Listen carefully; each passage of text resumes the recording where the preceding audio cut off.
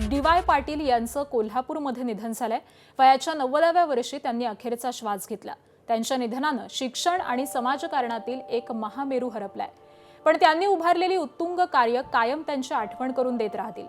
नवी मुंबईतील नेरूळ इथं उभारलेलं डॉक्टर डी.वाय. पाटील स्टेडियम हे त्यांच्या याच दूरदृष्टीचं एक प्रतीक मानलं जातं। देशातील महत्त्वाच्या शिक्षण संस्थेचे प्रणेते, माजी राज्यपाल आणि पद्मश्री पुरस्कार त्यांना मिळालेला होता।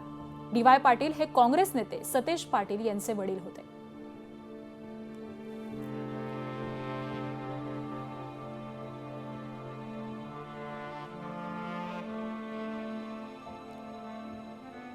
आणि दरम्यान डी.वाय. पाटलांचा परिचय पाहूयात। कोल्हापूर जिल्ह्यातल्या अंबपमध्ये त्यांचा जन्म झाला। 22 ऑक्टोबर 1935 चा त्यांचा जन्म आहे। ज्ञानदेव यशवंतराव पाटील असं त्यांचं मूळ नाव।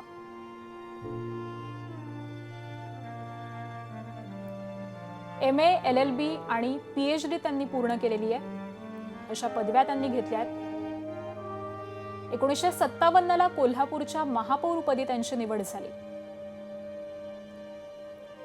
पुढे 1976 आणि 1972 ला विधानसभेवरती ते निवडून गेले। 1991 ला पद्मश्री पुरस्कारानं त्यांना गौरवण्यात आलं। त्रिपुरा, बिहार आणि पश्चिम बंगालचे ते राज्यपालही होते। शिक्षण क्षेत्रात भरीव असं योगदान आहे। नवी मुंबई, पुण्यामध्ये डी.वाय. पाटील विद्यापीठाची त्यांनी स्थापना केली। नवी मुंबईमध्ये आंतरराष्ट्रीय स्टेडियम देखील उभारलं। डी.वाय. पाटील ग्रुपचे ते संस्थापक आहेत। कोल्हापूर, पुणे, मुंबई, नागपूर, बेळगाव आणि पाटण्यामध्ये त्यांच्या शिक्षण संस्था आहेत। कायदा, क्रीडा, वैद्यकीय, अभियांत्रिकी, बिझनेस कॉलेजची त्यांनी स्थापना केली। आज 4 ऑगस्ट 2026 रोजी 91व्या वर्षी त्यांचं निधन झालं।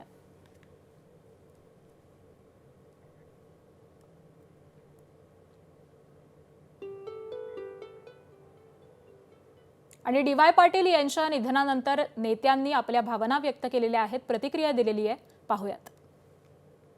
शिक्षण संस्थेमध्ये एक फार मोठं काम, त्यांचं योगदान मोठं आहे आणि अशा या अतिशय अजातशत्रू अशा व्यक्तिमत्वाचं आज दुःखद निधन झालेलं आहे। खरं म्हणजे शिक्षण क्षेत्रामध्ये मोठी पोकळी या ठिकाणी निर्माण झालेली आहे। मी त्यांच्या आजच्या या दुःखद निधनानिमित्त संवेदना व्यक्त करतो। डी.वाय. पाटील साहेबांच्या निधनानं एक महाराष्ट्र एका थोर व्यक्तीला मुकलं आहे। डी.वाय. पाटील साहेबांचं काम सर्वच शिक्षण क्षेत्र असू द्या, सामाजिक क्षेत्र असू द्या, सर्व क्षेत्रामध्ये त्यांचं स्थान हे खूप मोठं राहिलेलं आहे। त्यांच्या माध्यमातून निश्चित प्रकारे राज्यामध्ये खूप या राज्यातील जनतेला अनेक क्षेत्रामध्ये त्यांचा मार्गदर्शनाचा लाभ झालेला आहे। त्यांच्या जाण्याने निश्चित प्रकारे महाराष्ट्राची खूप मोठी हानी झालेली आहे। पाटील साहेबांच्या जाण्यानं निश्चित प्रकारे पाटील कुटुंबीय, त्यांचे सगळेच नातेवाईक या सर्वांच्या दुःखामध्ये आम्ही सर्वजण सहभागी आहोत। त्यांना मी माझ्या वतीनं, राज्याच्या, आमच्या जनतेच्या वतीनं, वैयक्तिक माझ्या भरणे कुटुंबाच्या वतीनं मी त्यांना भावपूर्ण श्रद्धांजली अर्पण करतो। आणि दरम्यान उपमुख्यमंत्री सुनेत्रा पवार यांनी देखील श्रद्धांजली अर्पित केली आहे। सुनेत्रा पवारांनी एक पोस्ट केलेली आहे। ज्येष्ठ शिक्षण तज्ज्ञ, माजी राज्यपाल पद्मश्री डी.वाय. पाटील यांच्या निधनानं दुःख झालं। शिक्षण हेच समाज परिवर्तनाचं प्रभावी माध्यम मानून त्यांचं आयुष्यभर कार्य होतं। शैक्षणिक संस्था, विद्यापीठांच्या माध्यमातून विद्यार्थ्यांच्या भवितव्याला त्यांनी दिशा दिली। शिक्षण, आरोग्य, क्रीडा आणि समाजसेवा क्षेत्रात त्यांचं योगदान प्रेरणादायी आहे। डी.वाय. पाटील यांना भावपूर्ण श्रद्धांजली।